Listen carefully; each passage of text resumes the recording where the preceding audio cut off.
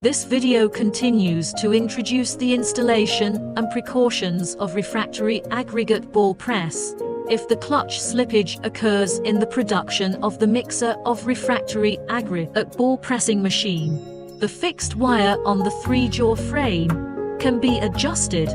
We can adjust the angle of the mixing blade on the double shaft according to the output to ensure the material used by the main engine.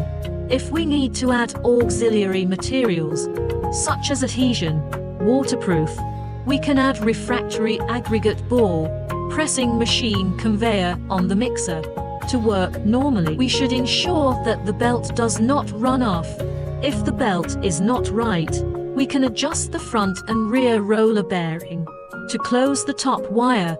Before the feeding machine of refractory aggregate ball pressing machine works, first start the machine to adjust the tightness of the belt to control the belt does not run off. Then according to the production capacity of the molding machine to adjust the size of the gate so that the supply amount is not much.